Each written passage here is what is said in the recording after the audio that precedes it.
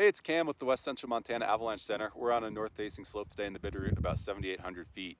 So what we've got is the 2 to 3 feet of new snow that we got during the last week, and that is sitting directly on top of a stout melt freeze crust.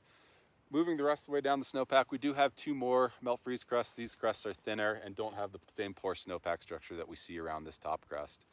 Down at the bottom of the snowpack, we do still have some depth hoar on these high elevation north-facing slopes. Those crystals are rounding, showing signs of gaining strength. However, they're still capable of producing an avalanche, especially if a smaller avalanche were to step down and really impact those layers to trigger a larger avalanche.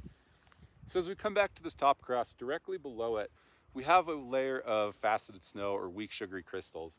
When our snowpack tests and our extended columns, we're not seeing that fracture propagate across the column, but in our propagation saw tests, as we move the saw blade up through that weak layer, about 2/3 of the way up, we initiate that fracture, and that fracture moves all the way to the top of the column, giving us some good indicators that we have all the ingredients for an avalanche.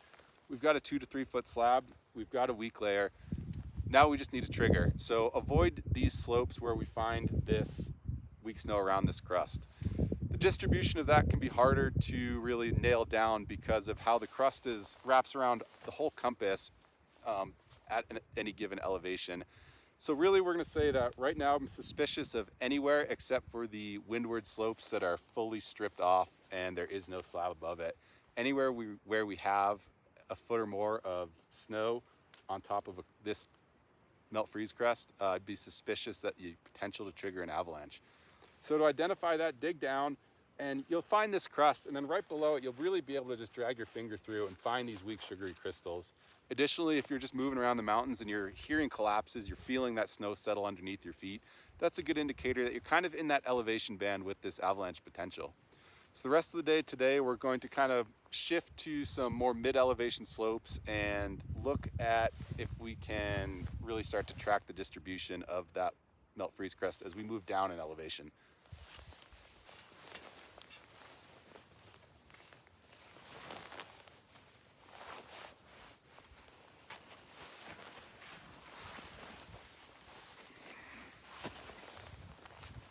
So here's that crust right here, and then directly below it we got that thin layer of facets, and that is what that failure is failing on. All right, so now we are on a northeast aspect at about 7,300 feet. The biggest difference we're seeing compared to the upper elevation pit we dug earlier is there's evidence that the lower portion of this snowpack was fully saturated with water during the previous atmospheric rivers. And as such, we don't really have any weak snow near the ground. We more have a cohesive layer of ice. Still got that top melt freeze crust though, with faceting both above and below. In our extended column test, we got full propagation on the 24th tap.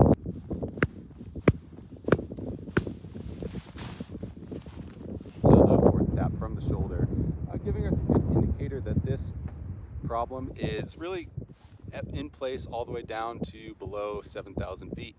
With that, let's know what you're seeing and ski and ride safe.